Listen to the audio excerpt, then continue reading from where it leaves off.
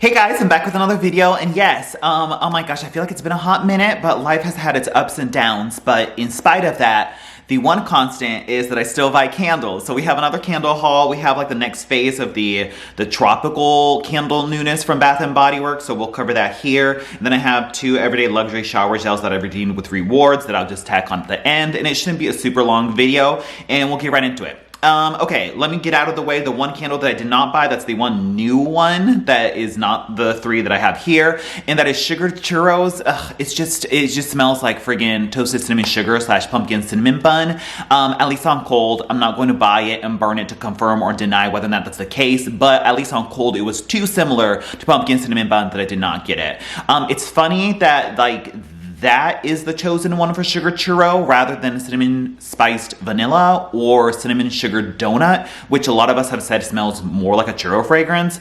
Instead, they elected to use pumpkin cinnamon bun instead, but I would assume that fragrance is just so popular enough for them to also repackage it as toasted cinnamon sugar, and now they want to incorporate it more frequently into the rotation by adding it for spring summer as sugared churro. So that fragrance is there. It's a great fragrance, and I love pumpkin cinnamon bun, but it's just kind of like when they start doing the whole repackage it with a new name and run into the ground thing, you just kind of lose interest in it, and that's what's happening with that fragrance. So there's that. But still a great, I guess now it's a churro fragrance, but I guess it smelled like a pretty juicy cinnamon bun fragrance when it first came out. But that exists. It's in this collection, but in red colored glass instead. Yes. And then all the other stuff is total repackage action. Waikiki Beach Coconut, Warm Ocean Breeze, Pink Pineapple Sunrise, Island Margarita, Ocean Driftwood, Coconut Pina Colada, just the same old. Sweet Kiwi and Starfruit is back. Yes, so nothing really of a note in the repackages there. Okay, and that brings us to the newness. And so the first one we have is Mango Papaya Paradise, and that's what that looks like. We have the pattern up top with the basket weave down below. We have a green colored matte lid on it, and then the name is right there. This one reads Succulent Mango, Golden Papaya, and Warm Tropical Breeze, $26.95. I believe this had the core wicks on it. I have burned it already once, and that's what that looks like. And yes, I believe this has been a hand soap previously, and now it's its first time in 3-wick format. And I have to say, tropical fruit fragrances are kind of like on the lower end of my list of favorite fragrance categories, but it's new, so it's just like, put it in the bag. And so that's what we did. And yes, it sure enough smells like a it's very candied actually. And so it's weird that they name Warm Tropical Breeze as a note, because then you would start thinking there's like a earthy green component to it. But when you go to burn it, this kind of smells like a sibling fragrance to Pink Pineapple Sunrise, but instead of it being pineapple forward, it's more, I guess, mango and papaya. But honestly, like all the tropical fruit fragrances kind of run together, but you do get like a ripe mango, and actually the papaya does come through as that very like ripe tropical fruit feel. Like you're just like, it's like that mushy, like gushy, like just like cutting into a juicy ripe papaya or something. You get that type of feel in it. And it's just sweetened by heaps and heaps of like a sugary component to it. We had the mango passion fruit from this collection, as you can see right here, previous, and this was mango passion fruit and pineapple. I would say this is a more realistic interpretation of like the tropical fruits, and that's what I like so much about this. It kind of smelled like a mango passion fruit, like a juice concentrate or something, where it had a very realistic juicy fruit quality to it. I would say they're not the same, but similar, because they are both tropical fruit fragrances that have a mango presence in them. But this one, I get more of that sort of like sugary, like candy, zesty sweetness. It's like sort of that candy, zesty sweetness that you get from like your unicorn sprinkles type of fragrance. It's very much like that type of, or even that pink gumball that we had as well. That type of like sort of zesty, almost like that sort of Pixie Stick Smarties type of sugary sweet component is in here. That's also very much in line with Pink Pineapple Sunrise. It's not super remarkable, but it's certainly pleasant enough. And it just smelled like I have some kind of mango papaya candy fragrance going when I had this burning. Not a repurchase for me, but if you're in the market for a very sweetsy, cutesy, bright tropical fruit fragrance, then this sort of does the trick. So Mango Papaya Paradise right there. The next one we have, which is my favorite out of the collection. Oh my god, it smells amazing. And it's Orange Lily Blossom right here, and that's what that looks like. We have notes of Tiger Lily, Vibrant Sandalwood and Citrus Waters. This one had the thick rope-like wicks on it, and I have already burned it, and it smelled great. I think Mango Papaya Paradise was a little bit on the lighter side, and this was much stronger, and I could kind of smell it all up in the open concept area, so that was good. But in any case, yes. Yeah, wow. This is just one of those really nice, beautiful, white floral fragrances. There is quite a bit of a warmth from the sandalwood in here, that it gives it a little bit more of that sort of like almost like a slightly mature women's body care perfume fine fragrance quality exists from the sandalwood in here. The sandalwood presence is definitely in there. Yeah, it definitely has a sort of like woodsy, mature, perfumey quality to it is what I get from this, mixed with a like a white floral quality. Yeah, but it does come off kind of in that orange blossom route, so I do appreciate that kind of powdery.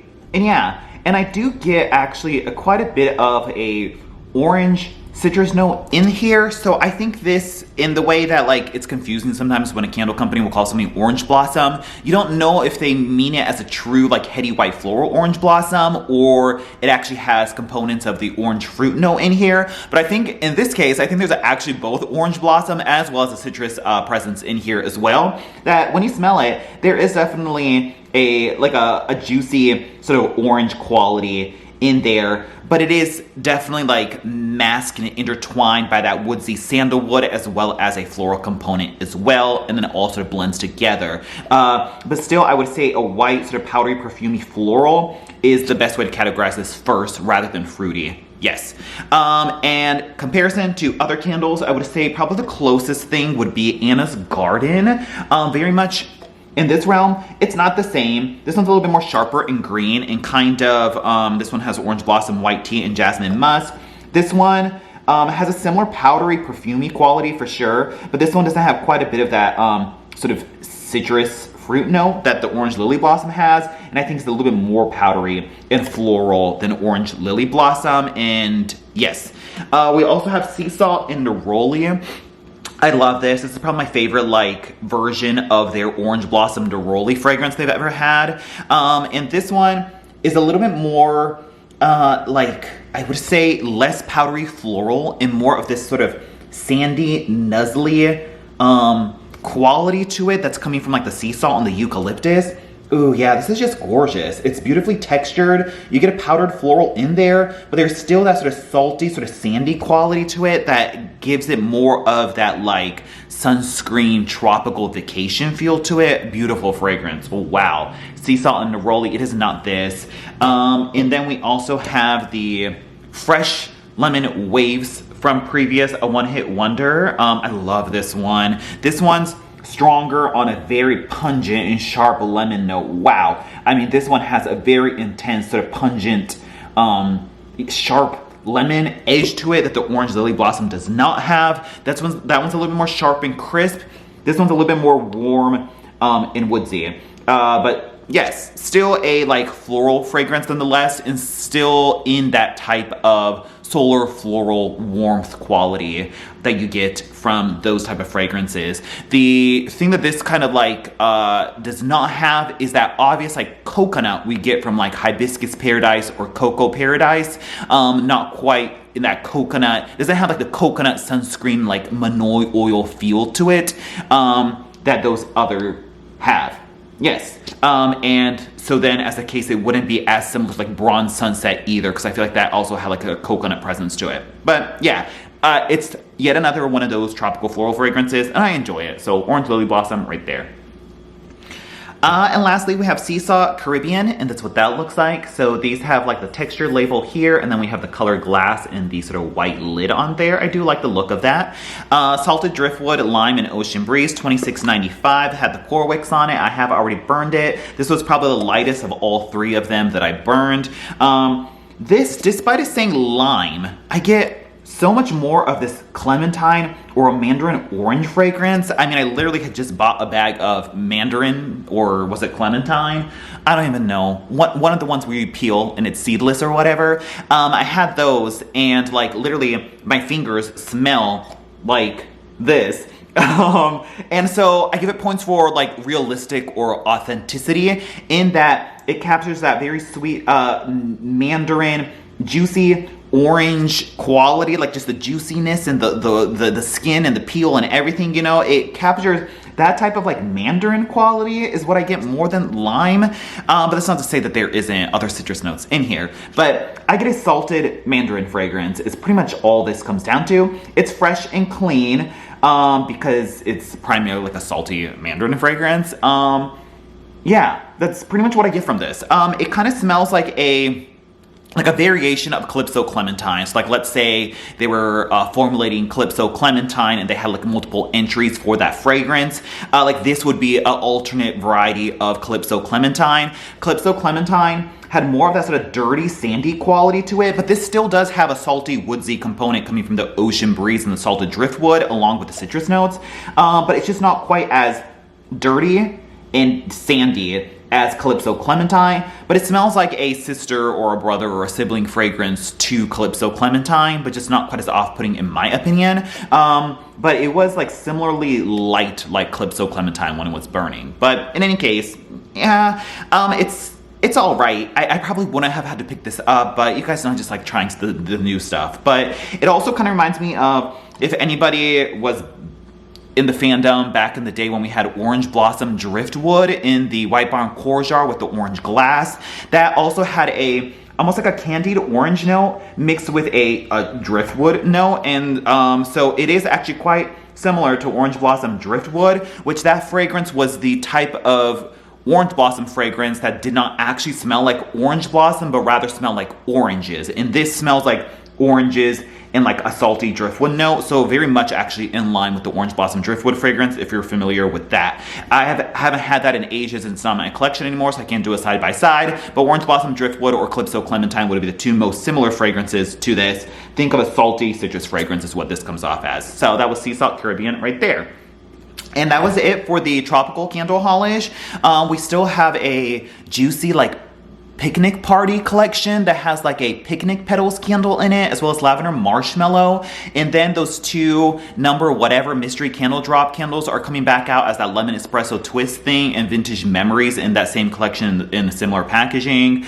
And yes, I'm excited for the picnic petals because that's the one new one, and lavender marshmallows back for those who enjoy it. That's always a good fragrance. I just have plenty in my back stock that I don't really need to repurchase that, but I'm excited for the picnic party collection, mainly for picnic petals. And there's also all of us on social media a very large and magical, potentially magical product drop, I guess, coming down the horizon as well. So I think there's plenty of newness to start coming in. There's also Easter. There's a Easter candy basket fragrance coming, as well as a sweet carrot cake candle coming as well. So that should also be coming down. So it's been kind of boring, and spring one was kind of lackluster in my opinion. So hopefully they'll kind of amp it up with the bigger drops that we're gonna see here real soon in a few weeks. So there's that. And then I think Test Store should also be testing spring 3 preview here in a few weeks with like the Mother's Day and the usual like ice lemon pound cake and that type of stuff that usually comes out in the time frame as well. Okay, cool. And then I just had a few rewards. Loyal to You, which is like that some Dolce & Gabbana Devotion lemon fragrance. This smells great in the single wick candle and on the spray, but I have to say the shower gel is my least favorite format. It just kind of gets muddied and it's just not as juicy and beautiful and nuanced as the other product formats. And there's something about it that just smells like warm urine. Like if you've ever had like a dog like pee on a pee mat or whatever, and like the urine starts to dry and you smell like the warmth of the urine. Ugh, it just smells like dried urine mixed with lemon. I don't know. There's something about this that I just don't love in the shower gel, and so I'm just trying to like get through this, which is a bummer because I would love like a candied lemon with a beautiful like floral blossom quality to it, and it delivers that on the other product formats. But the shower gel, there's just something about it I just don't love. So that was Loyal to You right there.